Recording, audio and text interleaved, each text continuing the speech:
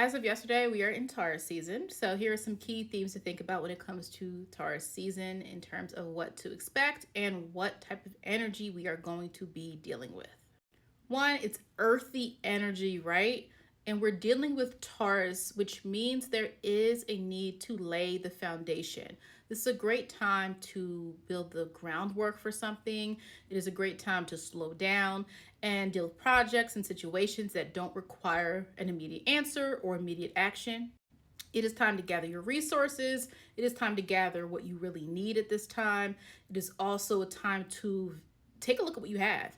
Take a look at what you have. Assign some value to the things that you are currently in possession of. It's not really a time where should see a lot of spending, a lot of frivolous entertainment. It really channels the nature of Taurus, which is about this appreciation and this ability to center the things that you really like, that you really value, that you really find something that is important to you. So a lot of more concrete attachments, a lot of more long-term investment is the energy that we're going to see. Now, there is still some Aries energy lingering. We still have some planets in Aries.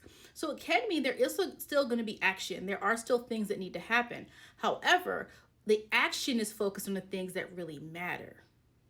There are also 3 planets still in Pisces, so Taurus and Pisces together, which we know can create a sextile energy. This can be a lot about creativity, a process, something that we are not really rushing, something that you are working on, something that takes time, something that needs patience in order for it to really bloom and become what it's supposed to be. So it also could be a great period of time for people who are working on anything creative. Also, when we're dealing with Taurus energy, we are dealing with what is visible. We are dealing with what is tangible. We are dealing with what we can see. It is not attention seeking. This is really about the foundation. This is about things that are maybe even intangible. These are about things that are clear, things that are consistent, right? So we're not dealing with an energy at this particular moment that's a lot about attention or a lot about showing off or any type of loud energy, so to speak. Because even though we do have Aries and Pisces planets, some planets in those signs, we're now in Taurus season. Also, Jupiter and Uranus are in Taurus, and we know they've been in Taurus for a while now. Jupiter will eventually go in Gemini in just a little bit. But when we're thinking of Taurus, Jupiter and Uranus, right? Jupiter and Uranus, we know Jupiter is about risk-taking and journeys, and it's about excursions and wisdom and those things that are like beyond you, right?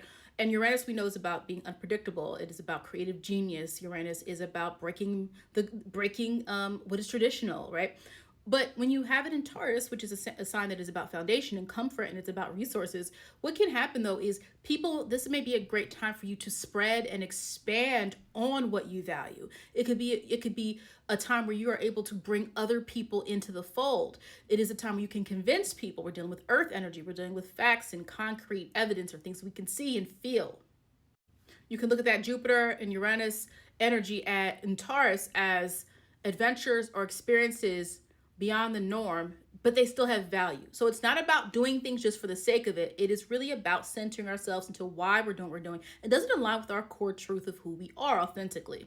Now, for 3 days, Uranus and Jupiter had that conjunct at 21st degree, which is going to be, could be a really powerful moment for people who are thinking of expanding, who are thinking of doing something that's aligned with like a bigger purpose, a bigger message, or a bigger motive that you have in order to bring other people into the fold of understanding what it is that you stand for. So that is something as well that's happening. We also will see during this season, next week, Mercury goes direct in Aries, so we're no longer dealing with Mercury in retrograde, though we will still be in the shadow period.